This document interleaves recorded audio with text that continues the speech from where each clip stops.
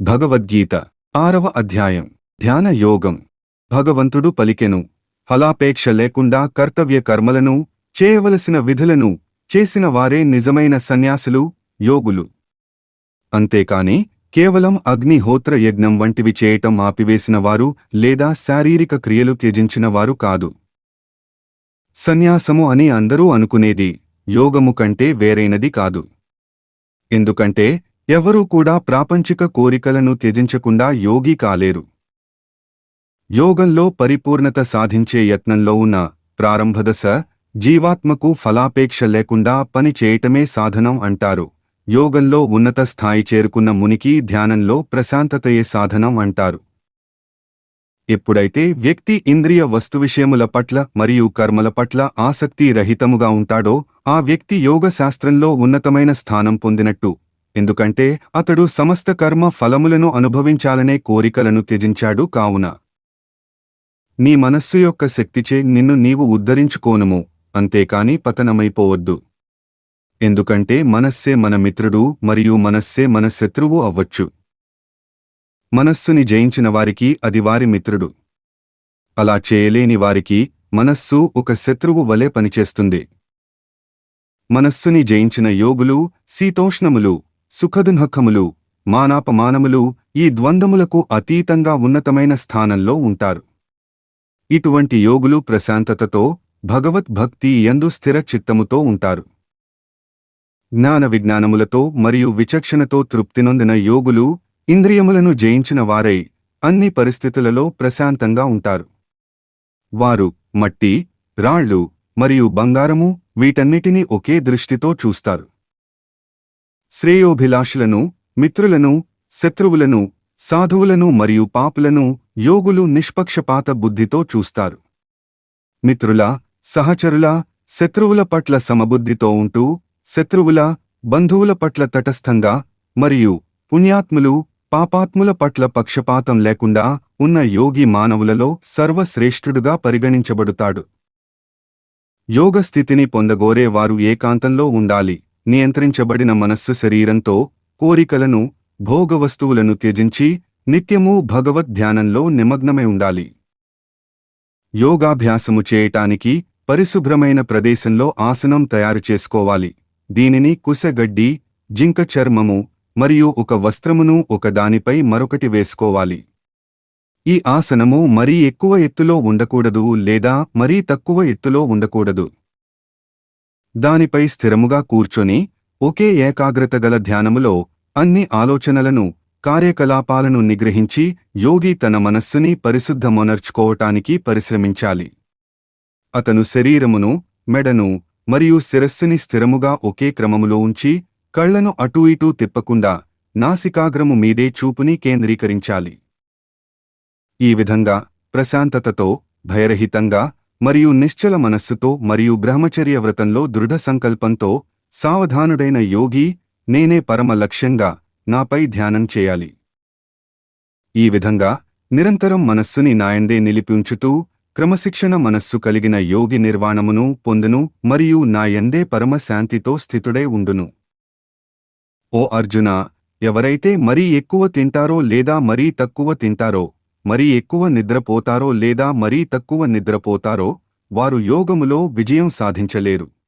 కాని ఎవరైతే తినటంలో మరియు వినోదాలలో మితంగా ఉంటారో, పనిలో సమతుల్యతతో, నిద్రలో క్రమబద్ధతతో ఉంటారో వారు యోగాభ్యాసముతో అన్ని దుఃఖములను ఉపశమింపచేయవచ్చు. వారు సంపూర్ణ క్రమశిక్షణతో మనస్సుని అన్ని స్వార్థపూరిత వాంఛల నుండి వెనక్కి మరల్చి పరమశ్రేష్టమైన ఆత్మశ్రేయస్సుయందే లగ్నం చేస్తారు. ఇటువంటి వారు యోగములో ఉన్నారు అని చెప్పబడతారు మరియు వారు సమస్త ఇంద్రియ కోరికలకు అతీతంగా ఉంటారు. గాలి వీచని ప్రదేశంలో దీపము ఎలాగైతే నిశ్చలంగా ఉండునో యోగికి వశమునందున్న మనస్సు ఈశ్వర ధ్యానములో స్థిరముగా ఉండును. ఎప్పుడైతే మనస్సు ప్రాపంచిక కార్యకలాపాల నుండి నిగ్రహింపబడి యోగాభ్యాసము ద్వారా నిశ్చలంగా ఉండునో అప్పుడు ఆ యోగి పరిశుద్ధమైన మనస్సు ద్వారా ఆత్మను దర్శించగలడు మరియు ఆంతర ఆనందంలో రమించును. సమాధి అనబడే ఆ పరమానంద యోగస్థితిలో వ్యక్తి అత్యున్నత అపరిమిత దివ్య ఆనంద అనుభూతి పొందుతాడు. ఈ విధమైన స్థితిలో ఉన్న వ్యక్తి నిత్య పరమసత్యము నుండి ఎన్నటికీ విచలితుడు కానే కాడు. ఆ స్థితిని పొందిన తరువాత వ్యక్తి మరింక ఏదీ అంతకంటే గొప్పది కాదు అని భావిస్తాడు. ఈ విధంగా స్థితమై ఉండి వ్యక్తి ఎంతటి గొప్ప విపత్తులోనైనా ఏమాత్రం చలింపడు. దుఃఖముల నుండి విముక్తి పొందిన స్థితినే యోగమని అందురు.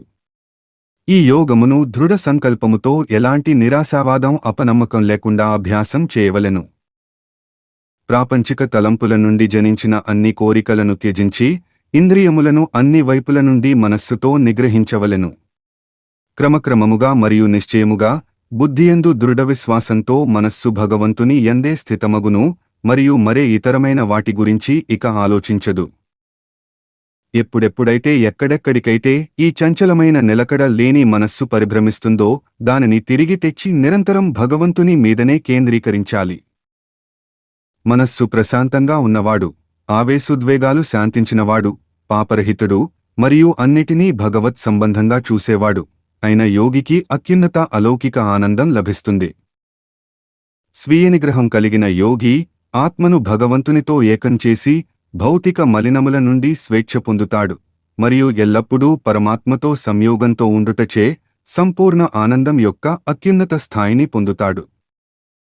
నిజమైన యోగులు అంతర్బుద్ధిని భగవంతుని యందే ఏకం చేసి సమత్వదృష్టితో సర్వభూతములను భగవంతుని యందు మరియు భగవంతుడిని సర్వభూతములయందు దర్శిస్తారు. ఎవరైతే నన్ను అంతటా దర్శిస్తారో, అన్నిటినీ నా యందే దర్శిస్తారో నేను వారికి దూరమవను, వారు నాకు దూరం కారు.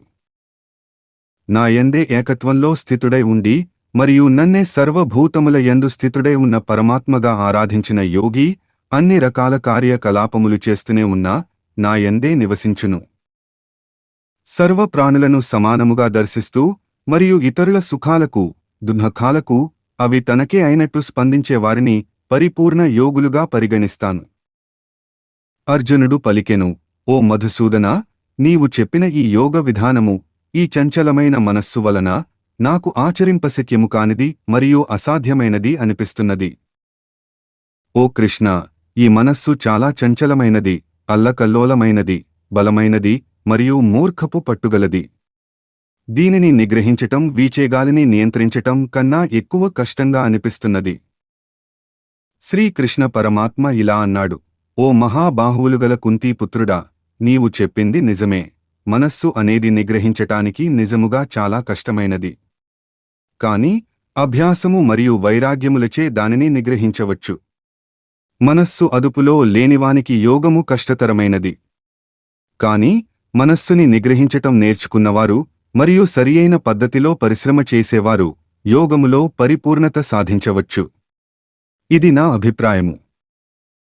అర్జునుడు పలికెను, ఈ మార్గంలో శ్రద్ధతో ప్రయాణం ప్రారంభించి కూడా చంచలమైన మనస్సు కారణంచే తగినంతగా పరిశ్రమించక యోగ లక్ష్యాన్ని ఈ జన్మలో సాధించలేకపోయిన యోగి యొక్క గతి ఏమిటి?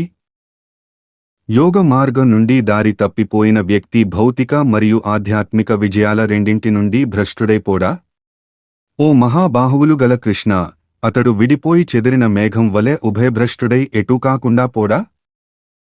ఓ కృష్ణ, నా ఈ సందేహమును పూర్తిగా నివృత్తి చేయుము, మరిక నీకన్నా ఇది చేయగలవారు ఎవరున్నారు?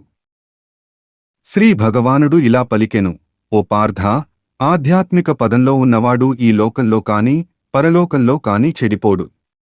ప్రియమిత్రమా, భగవత్ ప్రాప్తి కోసం ప్రయత్నం చేసేవాడు ఎన్నటికీ దుర్గతి పాలుకాడు. యోగభ్రష్టులైన వారు, ఈ జన్మలో యోగములో సాఫల్యత సాధించలేకపోయినవారు పుణ్యలోకాలకు వెడతారు. అక్కడ చాలా కాలం నివసించిన పిదప వారు తిరిగి భూలోకంలో ధర్మపరాయణుల మరియు సంపన్నుల కుటుంబంలో జన్మిస్తారు. లేదా ఎంతో కాలం యోగ అభ్యాసము వలన వైరాగ్యం వృద్ధి చెందినవారైతే దివ్యజ్ఞాన సంపన్నుల కుటుంబంలో జన్మిస్తారు. ఇటువంటి జన్మ చాలా లోకంలో చాలా దుర్లభము. ఇటువంటి జన్మ పొందిన తరువాత ఓ కురువంశస్థుడా, వారు తమ పూర్వ జన్మల విజ్ఞానాన్ని తిరిగి మేల్కొలిపి యోగములో పరిపూర్ణత కొరకు మరింత పరిశ్రమిస్తారు. వారు తమ ఇష్టానికి వ్యతిరేకంగానైనా పూర్వజన్మల సాధనా బలంచే ఖచ్చితంగా భగవంతుని వైపు ఆకర్షించబడుతారు. ఇటువంటి సాధకులు సహజంగానే వేదములలో చెప్పబడిన కర్మకాండల సూత్రాలకు అతీతంగా ఎదుగుతారు. అనేక పూర్వ జన్మల నుండి సంపాదించుకుంటూ వచ్చిన యోగ్యతలతో ఎప్పుడైతే ఈ యోగులు మనఃపూర్వకంగా మరింత పురోగతి కోసం శ్రమిస్తారో అప్పుడు వారు ప్రాపంచిక కోరికల నుండి పవిత్రమై స్వేచ్ఛ పొంది ఈ జన్మలోనే సిద్ధి, పరిపూర్ణత పొందుతారు. ఒక యోగి తపస్వి కంటే ఉన్నతమైనవాడు, జ్ఞాని కంటే ఉన్నతమైనవాడు, ఇంకా కర్మీ కంటే కూడా ఉన్నతమైనవాడు. కాబట్టి ఓ అర్జునా, నీవు యోగి అవ్వటానికి ప్రయత్నించుము. అందరి యోగులలోకెల్లా ఎవరి మనస్సు ఎల్లప్పుడూ నాయందే నిమగ్నమై ఉంటుందో, ఎవరు నాయందు దృఢ విశ్వాసంతో భక్తితో ఉంటారో వారిని అత్యున్నతమైన వారిగా పరిగణిస్తాను. ఈ వీడియో మీకు నచ్చినట్లయితే లైక్ చేయండి, షేర్ చేయండి.